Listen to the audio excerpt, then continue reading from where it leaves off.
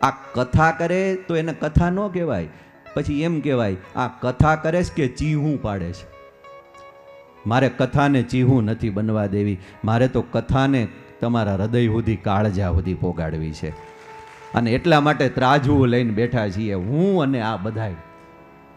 બાકી તો આ ચકલીયું છે ને ખોયલા જેવી નથી.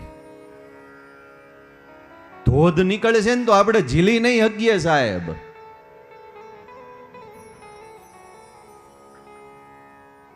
અને પછી અમને બીક લાગે કે ક્યાંક ધોધ અહીંયા ખુલી જાહે અને આ બધાય તણાઈ જાહે અહીંથી, તો પછી કથા કરીશું કોને હાથ દી આપણે.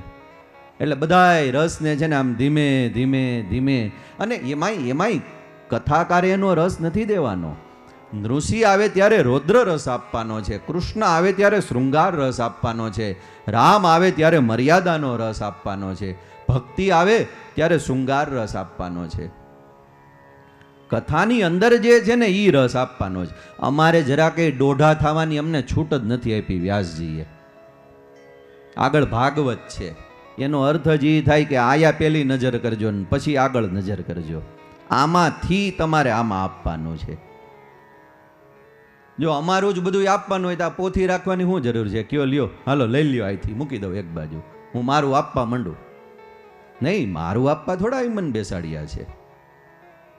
આમાંથી લઈ અને મારે આયા આપવાનું છે. આને જે યાદ રાખે છે એ સાત્વિક અને તાત્વિક અનુષ્ઠાન કરે છે ભાગવતનું. અને ભગવતી સિંહ મોઈને સાત્વિક અને તાત્વિક અનુષ્ઠાન ગમે છે, એને રાજસિંહ તામસી અનુષ્ઠાન નથી ગમતું. કારણ કે આ સત્વગુણની અધિષ્ઠાત્રી છે. જયંતી મંગલા કાલી ભદ્રકાલી કપાલિની અને દુર્ગા ક્ષમા શિવા ધાત્રી સ્વાહા સ્વધા નમોસ્તુતે. શાંતિ રૂપેણ સંસ્થિતા, કલા રૂપેણ સંસ્થિતા, વિદ્યા રૂપેણ સંસ્થિતા. એ સાત્વિક બને, એ તાત્વિક બને, વક્તાએ એમ હાલવાનું હોય. અને એ ભગવતી હાથ પકડીને હલાવે આપણને. આપણે તો કોણ હાલવા વાળા? આ લૌકિક જગતની અંદર આપણે જ્યારે નાના હોય ત્યારે આપણને હાલતા ચીલતા આપણા મા બાપ શીખવાડે, બે આંગળી પકડીને. તો આ દુનિયાની અંદર આપણે હાલતા ચાલતા થયા તો કોઈ વક્તા એમ કહે ને કે હું કથા કરું છું મારા ડાપણથી, તો એ ખડ ખાય છે. હાલતા ચાલતા આ જગતની અંદર આપણા મા બાપ શીખવાડે, તો અધ્યાત્મને ધર્મ જગતની અંદર કથાને લઈને હાલવું હોય ને ત્યારે તો ભગવતી સિંહ મોય હાથ પકડીને હલાવે ને તો જ હાલી અગાય સાહેબ. બાકી તાકાત નથી કોઈ વક્તાની કે એની રીતે હાલે. અને એની રીતે જે હાલવા જાય ને પૈડા છે બધાય. નાનું બાળક હોય ને બરાબર હાલતા ના આવડતો હોય, મા બાપને કહી દે જા હું મારી રીતના હાલી લઈ, તારે મને હલાવવાની જરૂર નથી, એ ભપ થઈ જાય, પડી જાય. અમારી જાતે નથી હાલવું, અમને તો ભૂતનાથ હલાવે ને સિંહ મોય હલાવે ને ભાગવત હલાવે ને એમ અમે હાલીએ છીએ સાહેબ. એટલે ક્યારેક શૃંગાર રસ આવે છે, ક્યારેક કરુણ રસ આવે છે, ક્યારેક શાંત રસ આવે છે. તમને જે રસ ગમે ને એ તમે પીધો છે. મેં તો અપાતું હતું બધું આપી દીધું છે. હું મારી ઘરે ગુલાબ જાંબુ બનાવું, તમારી પ્લેટમાં મૂકું, પણ તમને તીખા મરચાની ચટણી જ ભાવતી હોય તો દેશી ઘીના ગુલાબ જાંબુ તમે ન જમો. તમે કહો ના ના રેવા દો, મને ચટણીમાં મજા આવી ગઈ કે આજે આયા. તો 250 ભજીયા ખાઈને 500 ચટણી ઝાપટી જાય. હો, 250 ભજીયાની યારે તમે 500 ચટણી ખાવ ને તો એમ ન કહેવાય કે 500 ચટણી ખાધી. 250માં 100 ગ્રામ ચટણી ખાઈએ ને તો એમ કહેવાય કે 250માં 100 ગ્રામ ચટણી ખાધી. પણ 250માં 500 ખાઈને તો એમ કે આણે તો ચટણી ખાધી નહીં પણ ઝાપટી હો આજે. એટલે ભાગવતની અંદર તો રસો વેસ મુહ રહો રસિકા ભુવિ ભાવુકાહા, બધાય રસ છે. મારે ને તમારે, મને ને તમને ગમતો હોય, જેનાથી આપણી ભક્તિની યાત્રા સિદ્ધ થતી હોય, સંપન્ન થતી હોય, એવું દાન અહીં ભાગવતજીએ કર્યું છે, જે ધર્મનું એક ચરણ છે. એ રસના દાનને આપણે સ્વીકારવાનો છે સાહેબ. એટલે દાનથી જ જગત ચાલે છે. સતરાજીતે આજે ના પાડી દીધી, આપણે કઈ દાન કરવાનું થતું નથી. દ્વારિકાધીશ ન કર્યું ને એના ઉપર આળ આવ્યો ને પેલો મણી જાંબવાની ગુફા સુધી જતો રહ્યો ને ભગવાન આળને દૂર કરવા માટે જાંબવાનજીની ગુફામાં જાય છે, જાંબવાનજી સાથે મિલન થાય છે, ભગવાનને ઓળખી જાય છે, બધી વાત જાણી સ્યમંતક મણિ માટે આવ્યા. જાંબાનજીએ સ્યમંતક મણિ છે ને એ આજ ભગવાનને આપી દીધો. લ્યો ને, અમારે આને શું કરવો પ્રભુ, તમારા ઉપર આળ આવ્યું હોય તો લઈ જાવ અહીંથી. પણ ત્યારે ભગવાનનો હાથ પકડીને કહે છે કે પ્રભુ તમે પધાર્યા તો એક વિનંતી છે, મારી એક દીકરી છે જાંબુવતી, એનું નામ છે, મોટી થઈ ગઈ છે. હું ક્યાં એના માટે વરરાજો શોધવા જાઉં, અને જાઓ તોય તમારા જેવો વર થોડો મને મળવાનો છે. તમે આવ્યા છો પાણી ગ્રહણ કરો ને એનું. તો કે હા. અને ત્યારે જાંબુવતીની સાથે ભગવાનનું લગ્ન થયું. બીજું દ્વારકામાં આવ્યા, સત્રાજીતને બોલાવ્યો, બધી વાત કરી, તારા ભાઈ પ્રસેનને સિંહે માર્યો છે અને લે આ તારો સ્યમંતક મણિ. તારે હવે જોતું હોય ને હોનું તો તું મારા ખજાનામાંથી લઈ જાજે, મારે નથી જોતું તારું કંઈ. ત્યારે સત્ય ભામાને લઈ, સ્યમંતક મણિને લઈ સત્રાજીત આવે છે અને ક્ષમા યાચના કરે છે કે પ્રભુ હું તમને ઓળખી ન શક્યો, તમે તો લક્ષ્મીના પતિ છો પ્રભુ, તમારે શું જરૂર હોય આની, પણ કૃપા કરો મારા ઉપર. અને ત્યારે સત્રાજીતે સત્યભામા ભગવાનને અર્પણ કર્યા અને સ્યમંતક મણિ આપ્યો છે. ઇન્દ્રપ્રસ્થ જ્યારે ભગવાન પધારે છે ત્યારે સૂર્યતનિયા યમુનાની સાથે ભગવાનનું ચોથું લગ્ન થયું.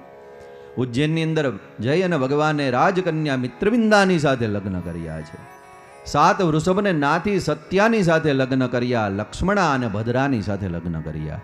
અષ્ટપટરાણીઓ મુખ્ય છે. દેવતાઓની પ્રાર્થનાથી ભગવાન ભૌમાસુરની રાજધાનીની અંદર ગયા. ભૌમાસુરે 16,100 રાજકન્યાઓને બંદી કેદ બનાવેલી. ભૌમાસુરનો વધ કરી અને ભગવાને રાજકન્યાઓને મુક્ત કરી. રાજકન્યાઓ કહે કે ભગવાન અમે દૂષિત થઈ ગઈ છીએ આ ભૌમાસુરથી, હવે અમે ક્યાં જઈશું, છીએ તો રાજકન્યા, અમારો કોઈ સ્વીકાર નહીં કરે, તમે દ્વારિકાના રાજા છો, તમે જ અમારો સ્વીકાર કરી લ્યો. ભગવાન કહે કાંઈ વાંધો નહીં. એક મુહૂર્તની અંદર ભગવાને 16,100 સ્વરૂપ લીધા અને 16,100 રાજકન્યાઓની સાથે ભગવાનના દિવ્ય લગ્ન થયા છે. 16,108 રાણીઓ છે, તમામે તમામને ત્યાં 10-10 દીકરા થયા.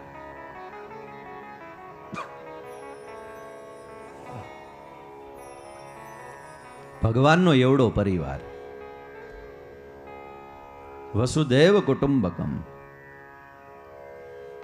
પણ ભાગવતકાર કહે છે કે દરેક જગ્યાએ ભગવાન છે. દરેક બાળકો પાસે પહોંચી જાય, પત્નીઓ પાસે પહોંચી જાય, રાજ સિંહાસન ઉપર બિરાજમાન હોય, ગુરુની સેવા કરે, યજ્ઞ કરે, પ્રજાજનોના દુઃખને સાંભળે, એના ઉપાય બતાવે. રાજા તરીકે જે કાંઈ કરવાનું થાય ભગવાન બધું જ કાર્ય કરી શકે. આ ભગવાનનું ઐશ્વર્ય છે. જગતના રાજા એટલે ભગવાન, આખું વિશ્વ એટલે ભગવાનનો પરિવાર. ભગવાને એવી વ્યવસ્થા અહીં ગોઠવેલી છે કે જીવ માત્રનું યોગ અને ક્ષેમનું વહન એકલા હોવા છતાં ભગવાન પોતાની જાતે કરી શકે છે. આ ઐશ્વર્ય જેની અંદર હોય ને એ જ કરી શકે, પરાક્રમ જેની અંદર હોય એ જ કરી શકે. અને ભગવાનની અંદર જ્ઞાન, યશ, શ્રી, વૈરાગ્ય, પરાક્રમ અને તેજ, આ જે 6 પ્રકારના ઐશ્વર્ય છે ને ભગ, એ ભગવાનની અંદર પૂરેપૂરા વસેલા છે. આ 6 ઐશ્વર્ય જેની અંદર વસે છે એને જ ભગવાન કહેવાય. તો ભગવાનનું એક ઐશ્વર્ય એવું કે એકલા હોવા છતાં બધે જ પહોંચી જાય, એનું પરાક્રમ છે. આ નારદજી આવે છે, દ્વારિકાના દર્શન કર્યા. જરાસંધે બંદી બનાવેલા રાજાઓનો દૂત આવે છે. એકવાર ભગવાનને સંદેશ સંભળાવ્યો. નારદજીના મુખેથી ભગવાને સાંભળ્યું કે રાજસુ યજ્ઞ પાંડવોને કરવો છે,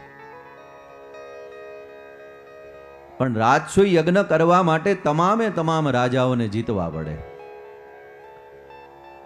અને ત્યારે ભગવાન ઇન્દ્રપ્રસ્થ પધારે છે.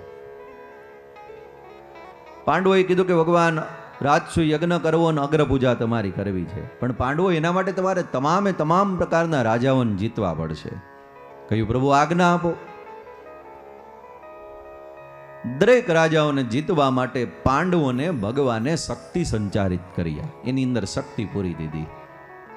પાંડવો નીકળી ગયા દિગ્વિજય કરવા માટે, અનેક દેશાંતરના રાજાઓને જીતતે આખીરમાં જરાસન સુધી આવ્યા. મગધનો રાજા છે જરાસન.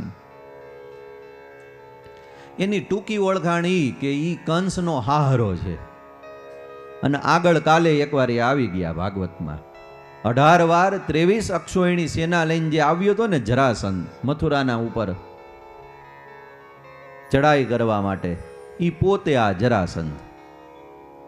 ભગવાનને કીધું કે બધાય તો જીતાઈ ગયા, આ જરાસન નથી જીતાતો. ભગવાન કે ઈ છે જ અઘરી નોટ. એની સામેથી મારે રણ મેદાન છોડીને ભાગવું પડ્યું હતું મથુરામાંથી. આ પોતે ઈ છે. પણ હવે તમે કાંઈ ચિંતા કરો માં, આપણે બધા હારે મળી અને એનું ઢીમ ઢાળી દઈએ.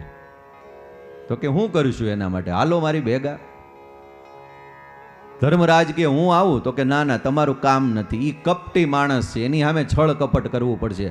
તમે હાવ ભોળા ભગત છો ધર્મરાજ, તમારે નથી આવવું, તમે અહીં રહ્યો શાંતિથી. નકુલને સહદેવે કીધું કે અંબે ભાઈઓ આવીએ? તો કે ના ના, તમે તેની સામે છે ને દૂધ પીતા બાળકો કહેવાય જરાસનની સામે.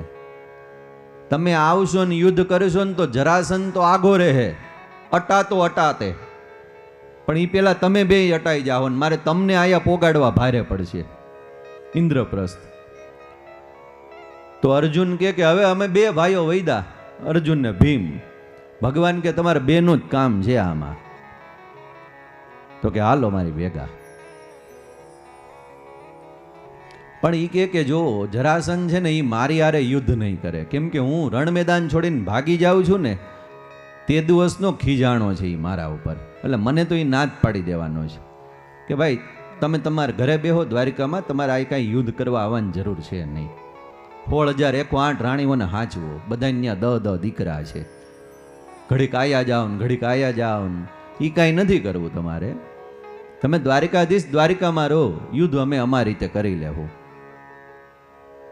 એટલે કે મારી હારેથી કાંઈ યુદ્ધ કરવાનો નથી. પણ છતાં આપણે પ્રયત્ન કરીએ. એ બહુ મોટો દાતા છે, એના આંગણે જે આવે જે માગે ને એ બધું આપે છે. આપણે એક કામ કરીએ, રૂપ બદલાવ હાલો. એટલે ત્રણેય ક્ષત્રિય મટી અને બ્રાહ્મણ બની ગયા. અને જરાસન ના આંગણે યાચકોની કતાર છે ને એમાં ત્રણેય ઊભા રહી ગયા હો બ્રાહ્મણના રૂપે. દ્વારિકાધીશ, અર્જુન અને ભીમ.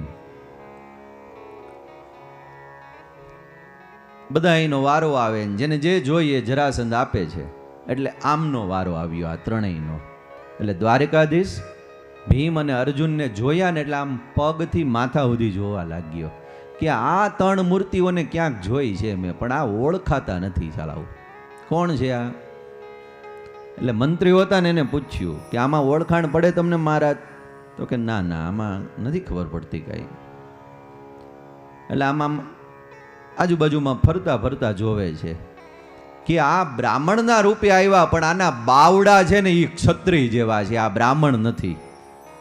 આના બાવડા ને ખભા, આના ભ્રમર ને આની આંખો, આના પગ, આના રોમ રૂવાડા,